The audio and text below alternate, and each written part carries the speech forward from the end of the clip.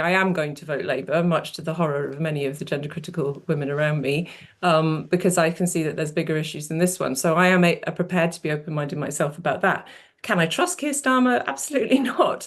I mean, he's flip-flopped around like a fish on this. Views on sex and gender have changed at least a bit to follow that journey we need to get biological. In 2021, he said that it wasn't right for his own MP, Rosie Duffield, to say only women have a cervix.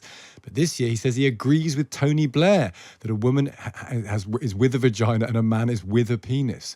He says the debate has become very toxic, very divided, very hard line. Let's get an assessment of how far he has come and whether he will go further with Kathleen Stock, a gender critical philosopher and writer. Morning to Kathleen. Morning. It is a toxic debate. That's no more than stating the truth. But it winds you up a bit when politicians say this. Well, it winds me up when they do this thing of pretending to knock our heads together like we're children and imply that, on both sides things have been equally bad, and that's just completely false.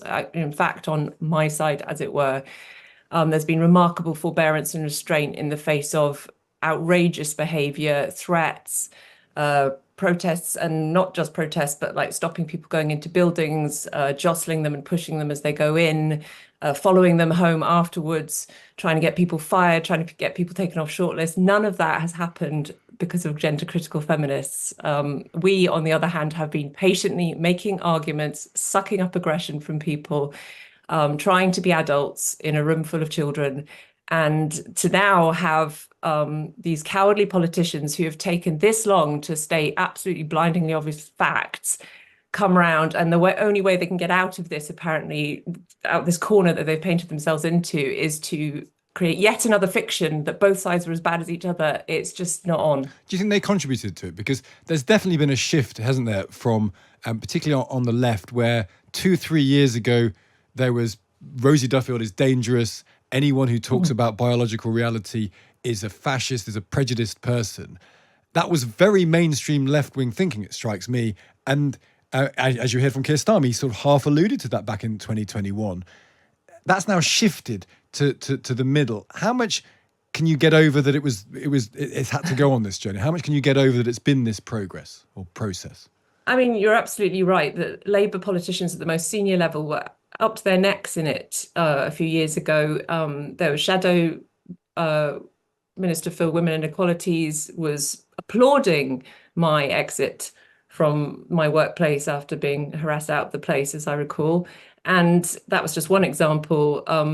There was just so much smearing going on. And the fact that Starmer back then said of Rosie Duffield, when she said something perfectly banal, like only women have cervixes, and he said this should not be said, he was basically declaring, he might as well have declared open season on Rosie, because once the leader of a party says something like that, then all of these people that I've just described who are behaving outrageously just think, well, it's business as usual, let's carry on. And what he should have said is, first of all, it would have been great if he'd have said something accurate about biology. But secondly, at least he should have said that the horrible, horrible attacks on Rosie, which have continued up until recently, somebody's been convicted of death threats against her, were completely unacceptable, and she did nothing to deserve them. It's not two sides. And and the question is, I suppose, for people you speak to, is this forgivable?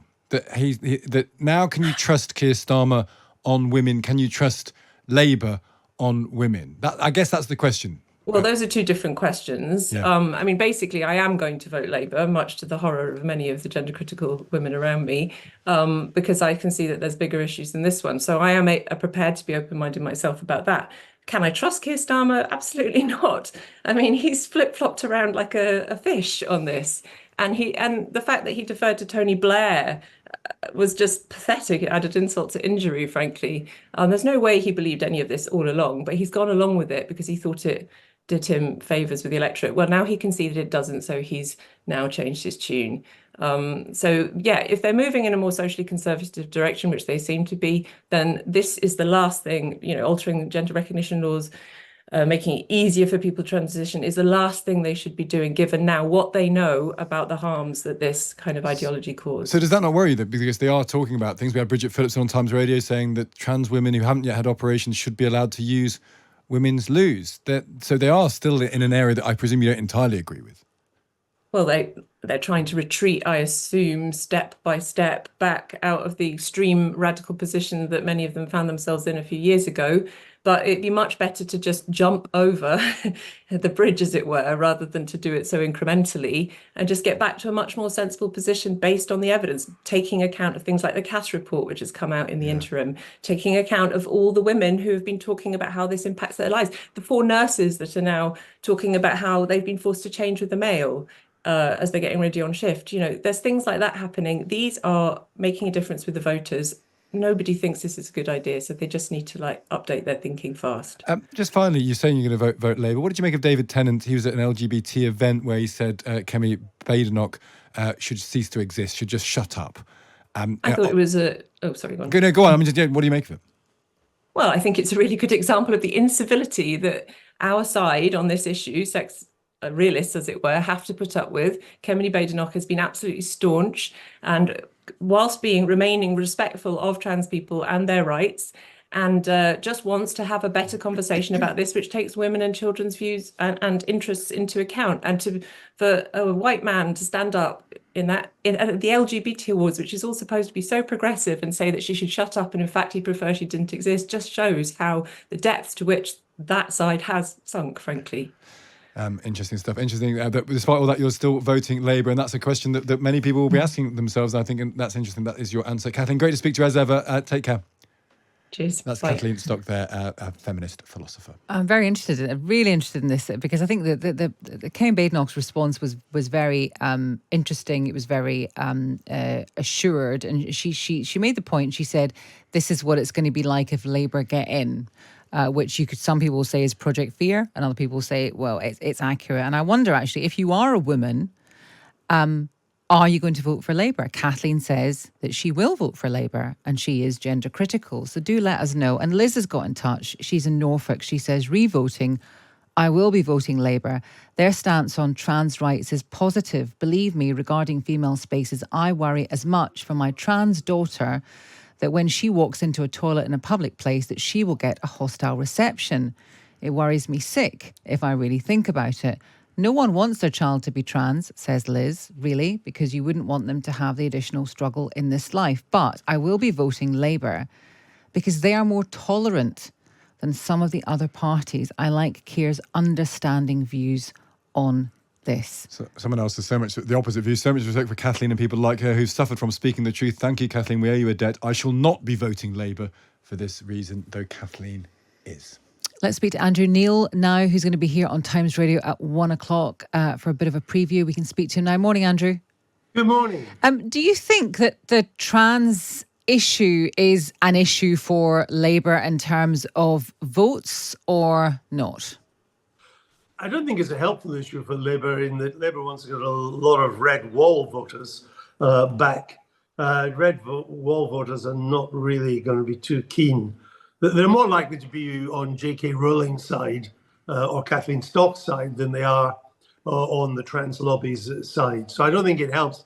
But nor do I think is it a decisive issue. Not enough people are going to vote on this issue. It's quite a niche issue, in fact. So I don't think enough are going to vote that it will really determine the election one way or the other. But you can see from the way Mr. Starmer tries to avoid the question or tries not to answer the question when he can't avoid it, that it's something he'd just rather not be talking about at all. Yes. Now, something that some people don't want us to talk about because they think it's trivial is all this betting stuff.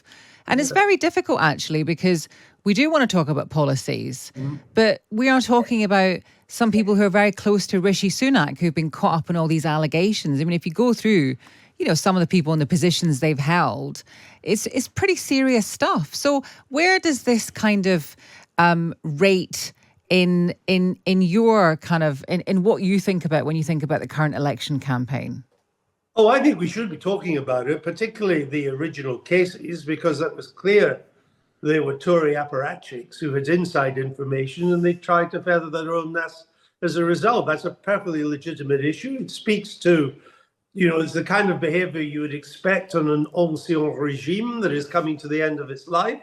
It speaks to that sense of self-entitlement. It has echoes Partygate about it as well. So I have no problem in dealing with that, and indeed we'll be dealing with it on the show today. I would just say, though, that I think, sometimes we end up in this sort of reducto ad absurdum situation, and the media plays its role in this. There's now talk about, politicians shouldn't be allowed to bet at all. Really? So how are you going to enforce that? And if politicians shouldn't bet, then political editors shouldn't be allowed to bet. They usually know more than MPs. And the lobby should not be allowed to bet. Lobbyists should not be allowed to bet. The people who run our shows, who speak to political correspondents, they shouldn't be allowed to bet. It gets to a kind of stupid level here. Let's stick to the people who use their inside information for what was essentially what an American would say, not just a misdemeanor, but an actual felony and a criminal offense. Let's stick with that and put a stop to that.